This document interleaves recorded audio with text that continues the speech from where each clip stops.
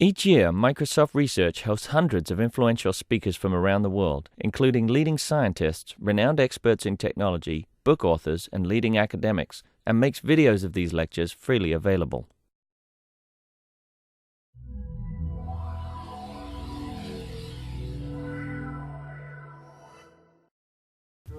Good afternoon, everyone, and welcome. My name is Kim Ricketts, and I manage, along with Kirsten Wiley, the Microsoft Research Visiting Speaker Series. Today, I'm happy to introduce to you Fred Krupp, the president of the Environmental Defense Fund. I'm particularly happy because Fred is here to tell us a positive story about the environment. In fact, a hopeful story that involves not only a sustainable world for our children, but also a story of inventions and wealth. And it's not a fairy tale either. In fact, as you will see today, people all over the country are inventing and designing and creating systems that will address our most immediate problems of global warming. And it's not one answer, but many. We need to put into place a system that will enable these entrepreneurs to bring all of their talents to the marketplace. Fred will outline his thoughts on how we can unleash that talent and why we must do it very soon. Fred Krupp has been an influential leader in connecting science, economics, law, and private sector politics together to create breakthrough solutions to the most serious environmental problems. He has played a pivotal role in the Clean Air Act of 1990 and has led the fund in a series of perhaps non-intuitive but important partnerships with DuPont, FedEx, McDonald's, and others. Fred is a graduate of Yale with a law degree from the University of Michigan. So please join me in welcoming him to Microsoft Research. And before we get started, we've got a little clip from Fred that will kind of set the tone. And also I want to say that if you want more information on the work of the Environmental Defense Fund, we do have a sign-up list on the way out back by the door. So make sure after you get your book signed by Fred that you sign up for their list. And so here we go. This is about the future of humanity. All that we know is at stake. We need all of the innovation, all of the creativity, all of the energy of all of our best minds. The book is aimed at everyone who has heard the story that global warming is a serious, overwhelming problem and wants to know about the sequel. The sequel is one of hope. The sequel is one of ingenuity. The sequel is one where we save ourselves from ourselves by getting the end of the story just right.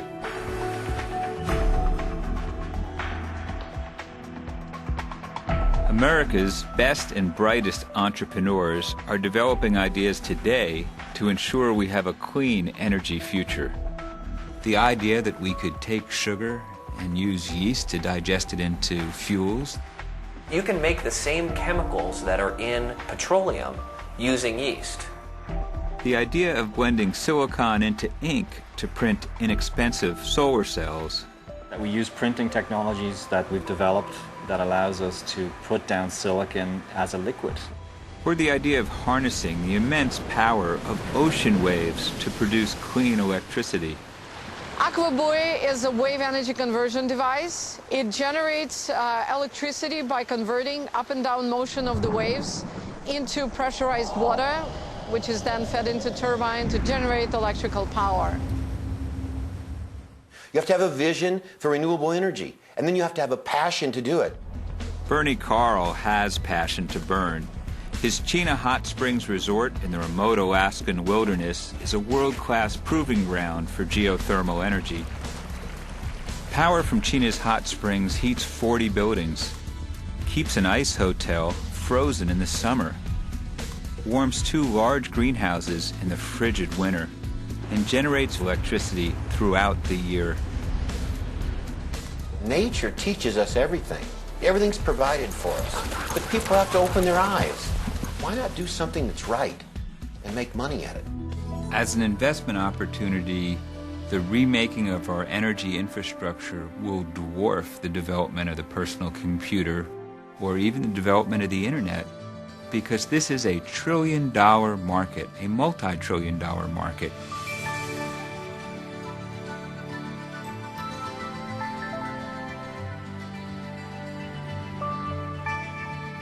The beauty of the book is that it will give people a structure to think about what are the opportunities in the future, both environmental opportunities and the investment bets. America has the ingenuity, the creativity, and the skilled engineers that can win this race in order to have a robust, wealthy, energy future, and a healthy, thriving planet.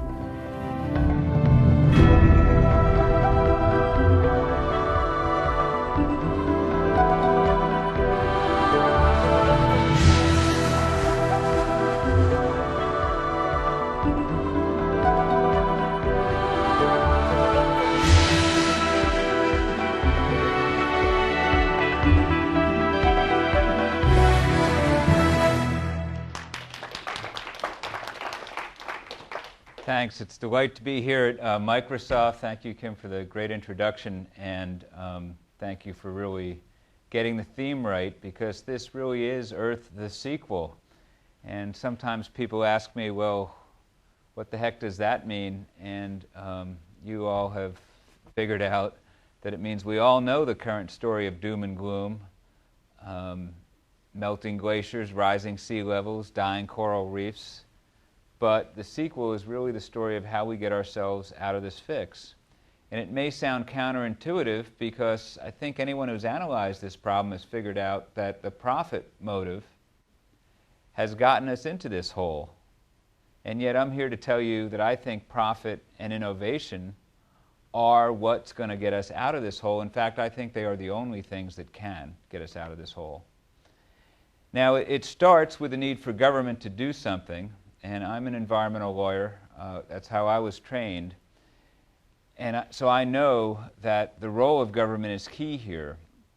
And I want to explain that, talk about the policy we need, but also explain why that government role I've come to understand, while necessary and catalytic, ultimately is a supporting role. The starring role is going to belong to the engineers and the entrepreneurs. And then I want to give you, after I explain the one policy thing that government needs to do, I want to go on and tell you some of the stories from the book. And then either while I'm talking or when I finish, I definitely want to get involved in a conversation with you and hear your ideas. After all, I've just said you have the starring role to play. I'm just an environmental lawyer with a supporting role. So, starting. What we describe in the book, Miriam Horn, my co-author, and I, who did a fabulous job, it's been a wonderful collaboration over the last year and a half that I've worked with Miriam, is we've described a lot of pioneers and people who are beginning to show the way. I like to think that I've collected a bunch of puzzle pieces that, put together in this book, really show a vision for what's going to happen once government does what it needs to do. But in a lot of ways, these entrepreneurs right now, although they're doing neat things, and the venture capitalists like John Doerr are doing neat things, in a lot of ways, the venture capitalists and the entrepreneurs, I almost imagine them lined up at an invisible starting line, waiting for the gun to go off, the starting pistol that the government will fire to start the race in earnest that will be the most important race of any of our lifetimes. So what do I mean by firing the starting pistol? I mean that, in essence, global warming is an air pollution problem. We're putting too much junk in the air. It happens to be junk that's a thermal insulator, and so we need to require that people don't dump this stuff in the air anymore. So it's a failure of the market, a tragedy of the commons, an externality the economists tell us about, such that if you imagine that we allowed in Seattle or Redmond garbage trucks to dump any place, even our public parks, we might have a few folks who took advantage of that opportunity. And in the United States of America, as we sit here today, anywhere in the country, people are allowed to just dump global warming gases into the air. We have a few good state efforts that are just starting. The governor here in Washington has just signed into law a new global warming bill. California has AB 32. In the Northeast, we have something called the Regional Greenhouse Gas Initiative. But these new laws aren't yet in place. So as of today, the dumping continues. And what we really need, in addition to the wonderful state initiatives, is for Congress to pass a law making the United States the last developed nation to do what the other developed nations have already done under the Kyoto Protocol, put a limit on the emissions, a legal limit or a cap on the emissions of this global warming pollution. So that's the key policy device. Now quickly, I want to explain why I have so much confidence that this will work. I've talked about the failure in the marketplace that you're all familiar with. The way to correct it is not just to put a cap in place, but to create kind of smart government policy that leaves freedom and innovation to the entrepreneurs and inventors by creating an incentive system. The easiest way I can explain this is probably going back to 1990 when EDF worked with the first President Bush on the Clean Air Act amendments of 1990, sulfur dioxide. In brief, the way that worked is companies were required to reduce their emissions by 50%. The nation was required to reduce its emissions by 50%, from roughly 20 million tons a year to 10 million tons a year. Each individual factory in this context of a declining cap was given an allowance to emit about 50% of their pollution, power plants principally on carbon dioxide. Those factories that didn't have the land to build a scrubber or weren't well positioned to scrub sulfur, as long as there were no local effects, and with sulfur there are, with greenhouse gases there are not, but with sulfur there are local effects, as long as there were no local effects because the smokestacks were so high and we're injecting this into the air so that it traveled 1,000 miles, the factories that were less well positioned would pay more if they emitted more than their quota to other factories nearby or far away that were reducing sulfur dioxide emissions by more than their quota. So the economic incentive, in a flexible way, it left the companies with the option to reduce their sulfur emissions either by putting a scrubber in or by doing energy efficiency measures or by switching to natural gas or by mixing low sulfur coal in, and even by paying another factory to do more than its share. So the laggards, or shall I say the folks that were slower, had to pay more, so they had an economic incentive to reduce as much as they could. But the innovators, or the better positioned companies, would be able to do more than the law required, and for the first time in the history of environmental policy, they actually had an economic incentive not just to cut 50%, but to cut 90 or 100%, because there was a green market they could sell these things into. I remember Richard Clark was back then, the late Richard Clark, he was then the head of the nation's largest investor-owned utility, PG&E. And he came to me one day, actually, we were both part of President Bush's Commission on Environmental Quality, and he said, you know, Fred, when you were describing this system to the President and urging him to pick your plan, frankly, I thought you'd lost it. Tradable emissions permits. But now, just 6 weeks after the law was passed, he said he had more than a dozen proposals from outside consultants and people working on the shop floor for how they could do low-tech things and high-tech things to reduce emissions. Example, there was this folk wisdom that no more than 10% of the low sulfur coal could be mixed in Eastern boilers. And nobody bothered to challenge that wisdom because there was no incentive. Once you could earn money by experimenting, they found out you could mix 50-60% low sulfur coal into the boilers. So immediately in low-tech ways, things began to happen. There was an engineer named Eli Gal, he's an Israeli, fought in the Yom Kippur War for Israel and has shrapnel in his leg to prove it. He was working for GE at the time. The scrubbers were all clogging up. They weren't that reliable. There wasn't an incentive to make them really operate max.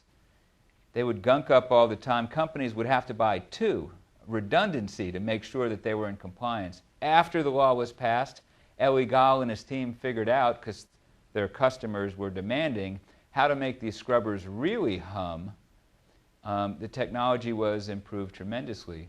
Fast forward, global warming, why we're all here in this room today to talk about that. What this book describes is a panoply of entrepreneurs, a whole series of ideas, even when all we have is these state caps on global warming gases about to be implemented and a European cap that's just starting to be implemented. Even with that weak economic signal, we have entrepreneurs really going at it. Entrepreneurs like Bernie Carl in this for-profit. Bernie, who you saw in the video, he wants to make money by getting as many tourists as he can to the Chena Hot Springs, 60 miles northwest of Fairbanks. And he decided the way that he could do that is by creating this ice hotel. He built the ice hotel. He powered it with diesel energy. His bill, even before building the ice hotel, was $1,000 a day for diesel fuel. Summer came, and unfortunately he had miscalculated, and the ice hotel melted along with his $20,000 investment.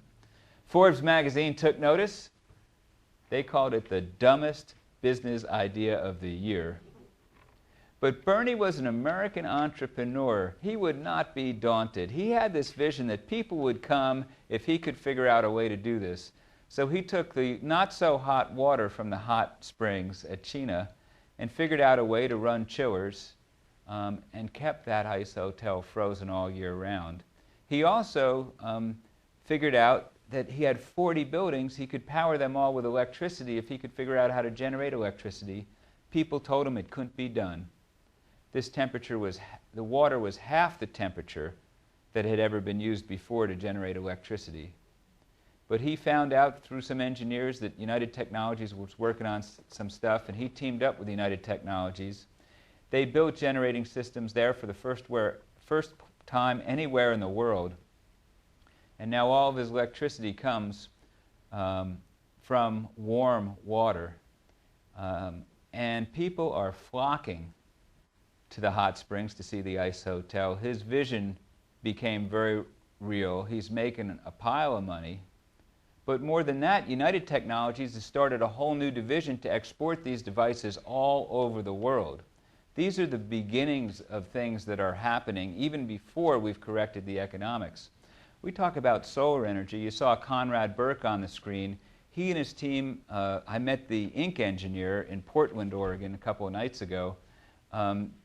The ink engineer actually, Andy Kim, commutes from Portland to Silicon Valley. He's figured out a way to liquefy the cheap, unpurified silicon, not the pure stuff that's in short supply due to the computer industry, and to blend it into an ink and just to print on almost any surface to make a solar cell. It dramatically reduces the cost. There's a variety of other entrepreneurs in the solar business figuring out how to use new type of materials in order to create more efficient solar photovoltaic cells that we describe in the book. And there's a whole chapter on solar thermal energy, companies like Ausra, who believe that the more immediate answer is going to be just taking the sun's light, turning it into heat, because it's much easier to store until we have some advances in battery technology. You can just store the hot water the way we store hot water in a thermos bottle, essentially. And so we talk about these many stories of solar invention. We get so much sunlight here that even if we could convert it at 10% efficiency, a square of land 100 miles on a side in our desert could power the whole United States if we had the right transmission lines. So this really is an abundant resource. We talk about wave power off the coast here and other companies seeking profit that are innovating to figure out how to turn wave power into electricity. You saw Alga Weinstein, who's been working here in Washington off the Olympic Peninsula to do exactly that with Finovera is the company that owns that technology. We describe other companies, a company in Scotland that thinks salt water is so corrosive, better to build a big membrane and have an air pocket behind it on the coastal areas and have the waves push the air back and forth and use that back and forth action to run a turbine. There's a lot of innovation going on in this field, and it's starting to mature. John Walton, who was a wonderful philanthropist, part of the Walmart clan, put $250 million into First Solar not too many years ago. Tragically, John passed away, but his estate now owns a $5 billion stake in First Solar, because that's a company that now has a $16 billion market cap. So these things are already starting to happen after government, even before government files the proverbial starting pistol to start this race. One of my favorites in the book, you saw on the screen briefly, is these guys at Amyris. They've already been working in partnership with the Bill and Melinda Gates Foundation to create a less expensive way to cure malaria, because the foundation has that as one of its goals.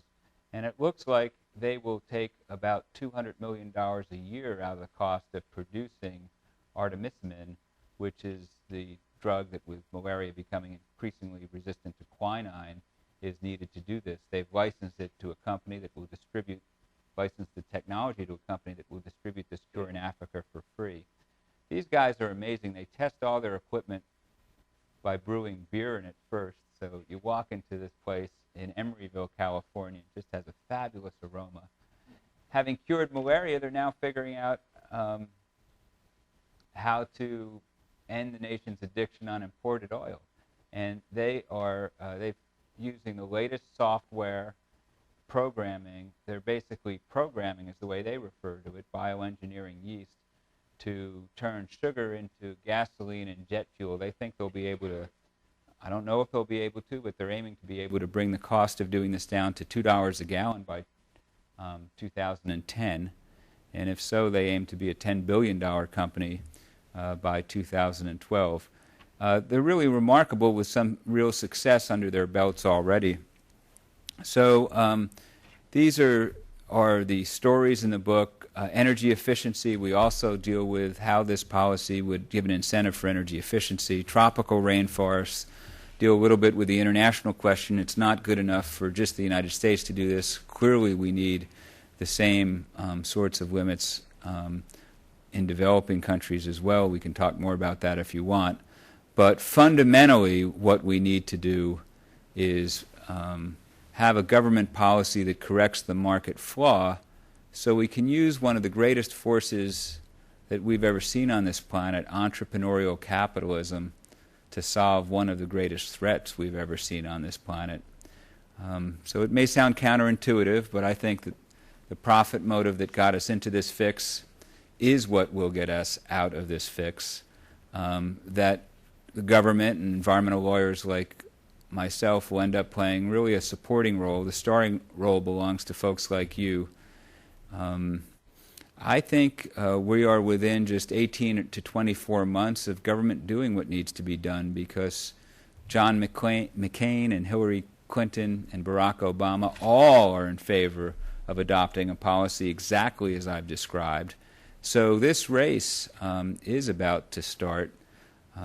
I think it's going to be the greatest and most important race of our time, and in fact of any time, a race that will truly be a race against time. Vast new wealth will be created, but most importantly, as you saw me say, it will prove that we can save ourselves from ourselves. So having said that, I invite your questions and comments and objections. I want to have a discussion. Even an argument, maybe? Yes. So, thinking of coal and not such a lesser extent, gasoline-driven cars, what's the scenario where we're actually able to incent the owners of those vehicles, or millions of people, plus the owners of these coal-fired power stations, to turn them off? There was a recent report that said we need to approach near zero carbon output by like 2050, or we're just going to head off a cliff. What do you foresee that being a real possibility, given these alternative energies? Are we going to get to a point where the cap and trade system is going to be effective enough to make it worth turning those power plants off? Absolutely. So chapter 8 of the book talks about coal and the role of coal. And let me tell you a couple of things that I think will give you some hope, because it's why I take so much hope. Number one, Elie Gall, the engineer I talked about that helped on the scrubbing sulfur out of coal-fired power plants, is now hard at work in Menlo Park with SRI, and he's licensed a technology to scrub carbon dioxide out of coal-fired power plants. He's licensed that technology to Alstom, one of the biggest constructors of power plants and pollution control equipment anywhere in the world. They have already built a demonstration plant in Wisconsin, We Energy, and now they've signed an agreement with America's largest coal burner, the American Electric Power, AEP, to do the same thing on the Mountaineer Power Plant in West Virginia. There's a million other entrepreneurs we described that are working on other systems. Arizona Public Service, that is figuring out how to bubble these gases through big glass tubes and have the fastest growing plants on Earth, algae, harvest that CO2, and then they talk about it like milking a cow. Every day you can take the algae out and turn it into biofuels. Now, when you burn those biofuels, you release the CO2 up in the air, but you're displacing the carbon dioxide emissions that would have come from burning petroleum, so you do get a net reduction. You're, in essence, using it twice. We also talk about Michael Trachtenberg, an unlikely guy to find in this business because he's a medical doctor trained at Harvard, now working at Princeton, with the authors of that new report you mentioned. In fact, they were the ones who connected me up with Michael, Steve Pakal and Rob Sokolow. Michael Trachtenberg is an expert on the chemistry of mammals and human beings, and particularly human brains, where carbon dioxide, you don't want it up there. And so he's figured out exactly what the enzymes are that capture the CO2 and shuttle it out of your brain and, in fact, out of your lungs. He's worked with NASA over the years to figure out the most efficient ways of getting carbon dioxide out of the astronauts' spacesuits. And now what he's working on is he's figured out a way to create a plastic membrane with water filled with this enzyme that removes CO2 from power plant smokestacks. Elie Gall looked me in the eye not too long ago as I was interviewing him for this book and said, there is no reason we can't scrub CO2 out of smokestacks. We can do it just as practically as you can scrub SO2. Now, you still have to capture it and you have to bury it underground, and there's issues there because we have to make sure that it stays underground. And I'm happy to see finally, after many requests that EDF made and others I'm sure also, EPA is finally now beginning to draft rules for what constitutes safe carbon sequestration underground. But these are reasons that I have hope. But your broader question really is, initially a cap and trade, if it say asked for a 20% reduction by 2020, that's what the Lieberman-Warner bill asked for, it's not necessarily enough of a reduction to have all of these things happen, this parade of wonderfuls that I talk about. But I failed to tell you the most recent installment when I talked about sulfur dioxide, because it's detailed. But let me tell you just one more thing about the sulfur dioxide story. Our president has not had a good attitude about global warming. He's not been a leader on getting America to take action.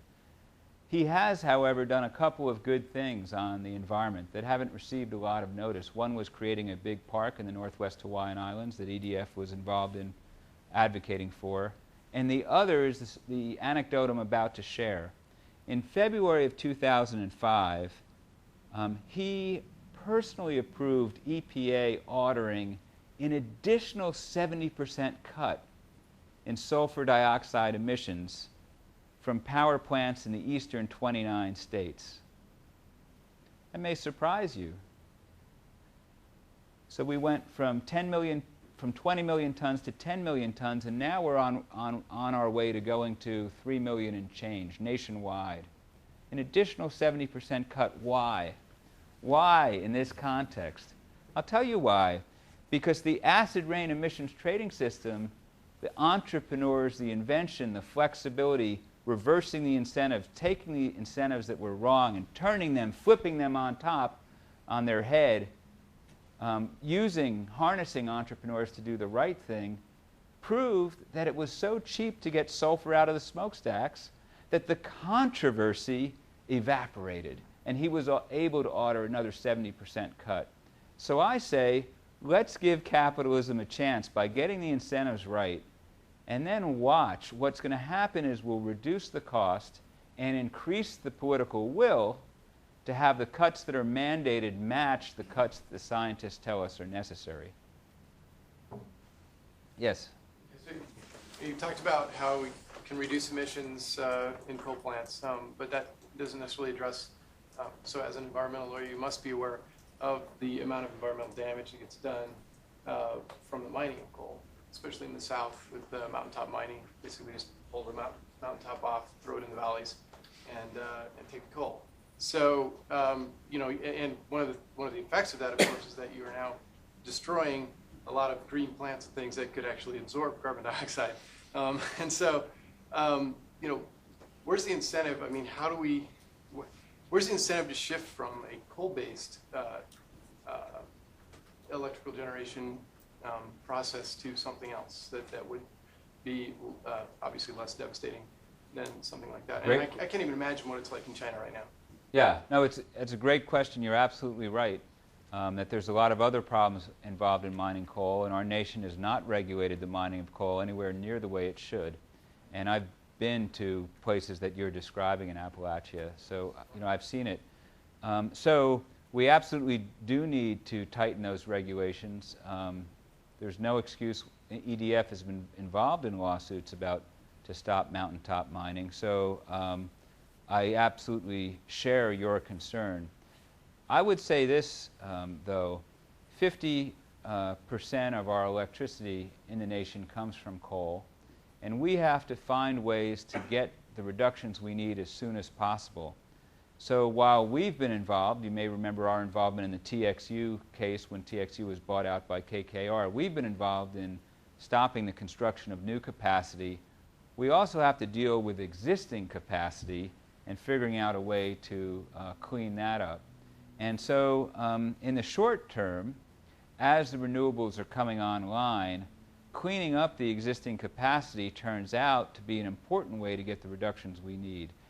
But I would say also that the use of fossil fuels in this country is subsidized in many different ways. Breaks in the tax code, direct subsidies. The biggest subsidy we give to these coal-fired power plants is that they're able to use your air and mine as a dumping ground for CO2.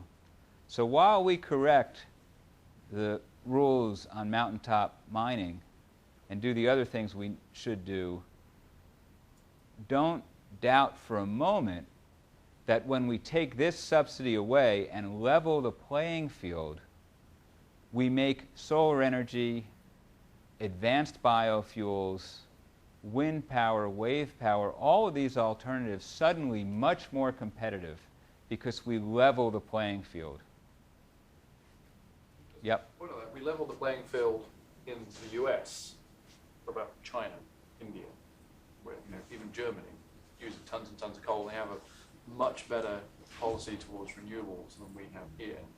I mean, especially with China, where we've outsourced a lot of our manufacturing to China, and they're now just dumping, millions of tons of CO2 into the atmosphere on our behalf. What do you see how do you see that playing out? The question essentially is, how dare you stand up here and be so hopeful when we're building all these coal-fired power plants in China? I'm very hopeful. I just want to know what you think the right path is. Okay, so a couple of things. They call it global warming for a reason. It's a global problem, and there's no way we solve this problem without China and India and every other country in the world making commitments to reduce their carbon emissions. So I agree with you.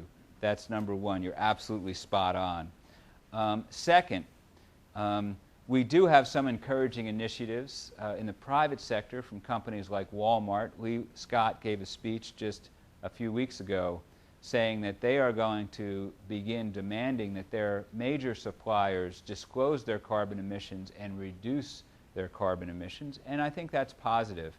Third, the Chinese government is very smart about markets. They have built an engine based on market economies, and they're also very concerned about the fact that although they've lifted hundreds of millions of people out of poverty, they still have hundreds of millions more that need to be lifted out of poverty. They want to do environmental protection in ways that don't waste money. So they have really taken a liking over the last 10 years, since we've been working in China for the last 15 years, to market-based policies. And recently, they have appointed us, and working in cooperation with the EPA, to construct the same emissions trading system on sulfur dioxide, not carbon dioxide, on sulfur dioxide, that we worked with the Bush administration to create here. Now, I'm not going to tell you that this is easy. It's very challenging. We need compliance. We need a penalty structure. We need a lot of things, but we are working with Tsinghua University, and we've already educated a couple of thousand people in China about the different tools that need to go along with the national government's edict that they will begin to do a cap on sulfur dioxide emissions in a trading system.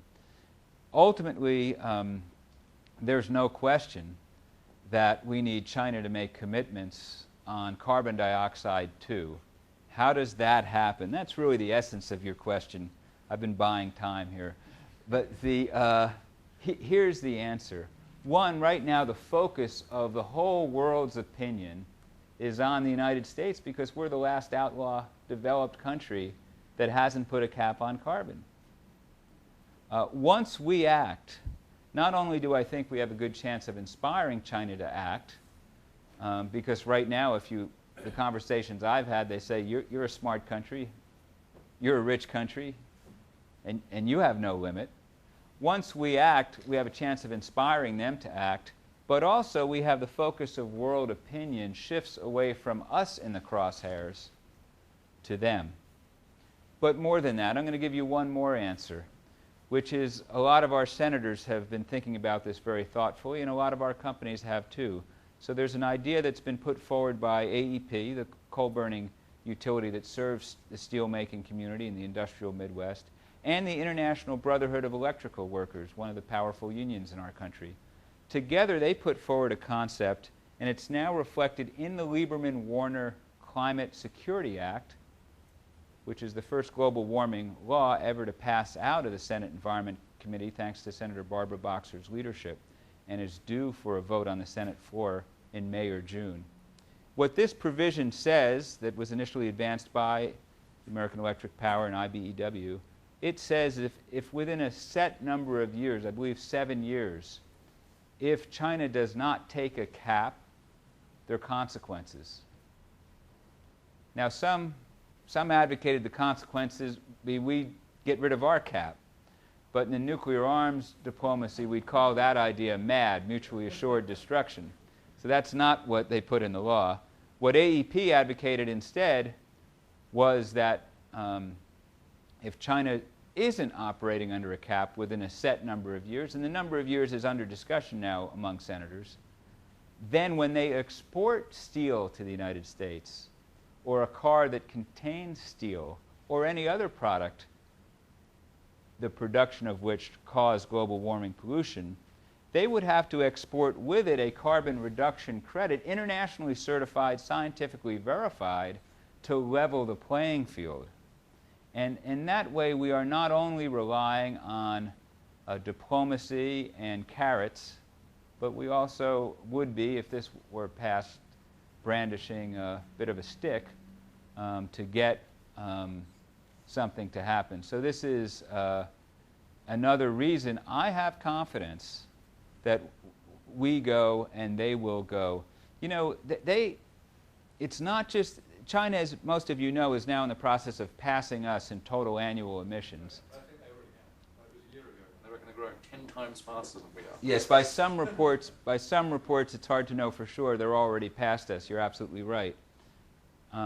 But they point out that what's causing this problem is not current emissions, it's the inventory of emissions. And the inventory of emissions still includes emissions from the first Model T, because the half-life of carbon dioxide is about 100 years. So even though their contribution in China is now proportionate to ours, our contribution to the thermal blanket, the inventory that's creating the problem today, is way out scale of their contribution, will be for a number of years. And that's why giving them a break of a few years to follow us, even giving them a cap that might be above their current emissions but then ramps down, I think is equitable and makes sense. Yes? Building up on this momentum of geopolitical issues, and just want to ask your perspective on one other country. I'm Russian, so I guess I can be less politically correct about Russia itself. Everybody's saying Russia is booming. Well, it's booming because of the oil pipe, right? And they're doing it's a happy model for them right now. And unfortunately, it's not in their best economical interest to see this market going away. And any attempt of depriving Russia from their customers can cause some political tension. I'm just curious, how would you propose dealing with this from an economical perspective, dealing with this nuclear armed diplomacy? And by the way, I admire the fundamental principle that the only way to deal with this problem, or any problem, is through economics. You have to make it economically incented for the problem to go away. So how would you convert that in applying to countries with strange regime and unusual economies like Russia, maybe Venezuela? Between 2008 and 2012, the developed nations of the world have agreed to a carbon cap under the Kyoto Protocol. We're now negotiating for what happens after 2012, post-Kyoto. I'm sorry. Thank you, Sharon. The question was, how about Russia? It's in Russia's economic interest right now to exploit their fossil fuels, oil, natural gas. How do you get them to be part of a system? We've talked about China. How about Russia? So I've mentioned that Kyoto is in effect now and expires in 2012. Russia, Putin had the choice to turn Kyoto on or not, because under the voting rules of Kyoto, we needed a certain number of nations with a certain amount of emissions to ratify, and with the United States saying no, and Australia at the time saying no, Australia's changed governments and switched since, the only way to get Kyoto ratified would be Russia. Well, Russia certainly gained political capital from that. Yes. They're not emitting. Their economy is dependent on supplying the pollutants to other countries. Well, Russia, I just want to give some credit to Russia because they did ratify the Kyoto Protocol, and that's the reason it was turned on for the world. Also, I think we should recognize that Russia is under their Kyoto cap, substantially under. Now, that has something to do with how the cap was set in the baseline year that was chosen, which was before the implosion of the Russian economy. 1990 was chosen as the baseline. I recognize that, but they're still under their limit. Here's the way we need to deal with Russia, is the Kyoto Protocol, and whatever the successor is, will also set up a trading system. And Russia is likely, because of their natural gas stores, because of their economy, they're likely for a number of reasons to be under the limit that they need to be. So one important principle will be that we will not allow them to, the world should not allow them to trade these green carbon credits into the world economy, and is not currently allowing them to do so, until they take certain steps to set up the monitoring infrastructure and other measures to reduce their emissions.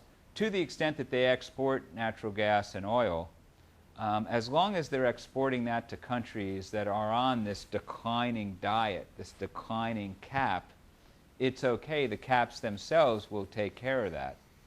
But we absolutely need to bring Russia along in many ways, and I think you know, one of the reasons I believe that they ratified Kyoto was to gain entry into the WTO. So we see their desire to be an integrated part of the world economic system is one of the leverage points we have to make sure that they join the world community in being part of the solution. But so far they are. I mean, they helped ratify Kyoto and their emissions are under their budgets. Yep. You talk about the entrepreneurs who are creating new sources of, and ways of generating electricity. Currently, our electric grid is centrally based, as is most of the developed world. A lot of the large population countries are not. An example would be we rely on landlines a lot because we have the infrastructure of the copper wiring, whereas places like India and China rely on cell phones because there is no copper wire infrastructure. Do you see any trend towards using renewable, sustainable sources of energy generation that are decentralized, more, say, on the individual house, individual neighborhood, or individual village type of? So the questioner asks, the United States is mostly centralized power, other countries aren't necessarily. As we move forward and renewables get developed, are we likely, in my judgment, to become more decentralized? Are you seeing any trends toward Any that? trends? Yeah, I think there are trends now where people are putting solar panels on their house and wind turbines and selling electricity back to the grid. There are trends, but they are very small trends. Changing the rules so that consumers can do that and get a fair price will help. The carbon cap and trade system will help. What will really help is the development of battery technology that allows for, you know, when the sun is shining, when the wind is blowing, you're storing it up and then you're feeding it back when the utility demand is there.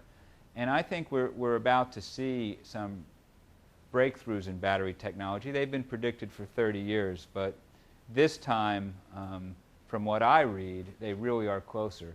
And there are some companies who are entrepreneurs in this space, GridPoint being one, who believe that distributed system is coming and they can prosper by being part of that. There are folks who believe that Prius batteries could serve as storage vessels for renewable power. So I can't tell you what technology will win or how soon it'll come, but I think you are going to see not just a weak trend, but a stronger trend in that direction. It'll be determined by cost. Yes? Question about the investment aspect. I actually, it's funny because you talk about there's a system, right, and it's 50% is very coal-based, so it's going to take us time to, you can't get rid of that system overnight. And it's funny, I got excited about fuel cells a couple of years ago, made some investments in fuel cell companies, and, you know, lost everything pretty much. And so what I was wondering is kind of your perspective. You talked about kind of the investment aspect. How should someone think about that? Are these little small things that are they just, you know, distractions, or how do what's your perspective? Well, I do think this is a phenomena that those of us with 401ks or whatever can't afford to miss. I do think that you know, one of the things that the book will help with is for people to participate, whether as inventors or informed investors. But the essence of your question, is this going to be a little blip or is this going to be a big giant thing? And I think you know my answer, but you know, the statistics that are kept on this, one of the firms is Clean Edge, I guess, and they've collected statistics. They, by their estimates, you know, about $5 billion went into green tech investments last year. What happens after you correct this market flaw and put a real cap on global warming emissions, and after it's proven that it ain't that expensive to generate electricity in cleaner ways, and that cap ramps down more steeply probably than is passed in the initial bill, the economics keep changing. And the biggest fact as an investor that you should know, and savvy investors that I know are very keenly focused on this, is now all three presidential candidates, as I said, are about to put this system in place. And we're close in Congress even without an election. So we're going to pass this thing, 90% chance, within 18 to 24 months. And the more as an investor you know now, the more due diligence you do now, the more likely it is that you'll be able to buy low and sell high. Yes?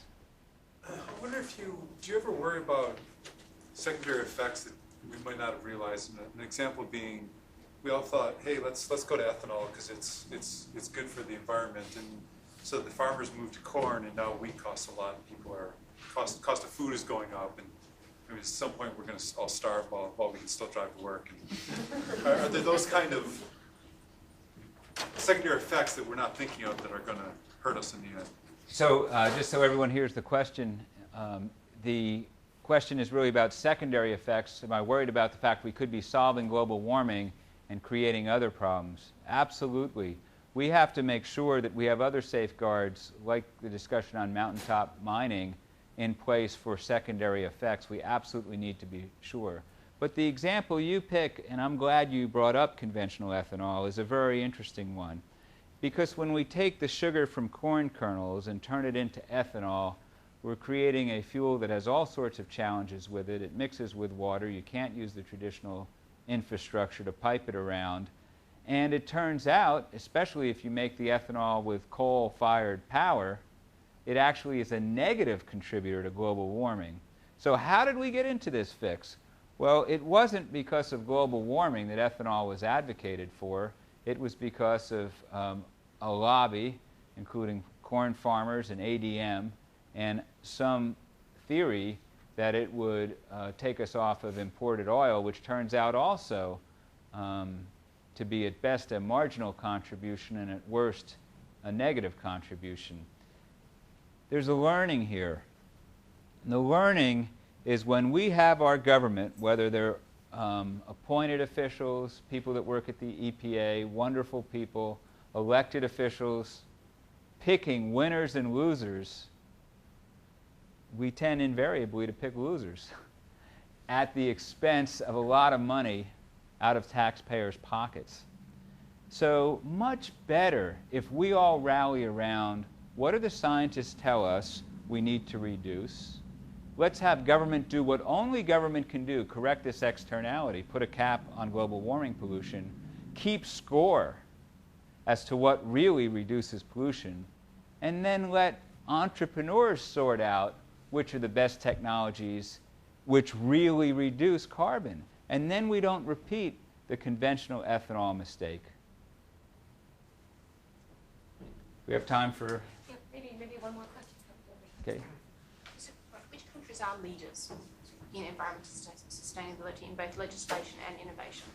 So we talk about the US being behind, we talk about China doing this. Which countries are the leaders? I would say in the European Union there's a cluster of countries that all could be offered up. In solar power, Spain is doing wonderful things. The first solar thermal plant being built in this country, we talk about in the book, uses Spanish technology. And legislation as well as innovation. Yes, well, they all have adopted the Kyoto Protocol. The initial attempt, Kyoto started January 1st of 2008.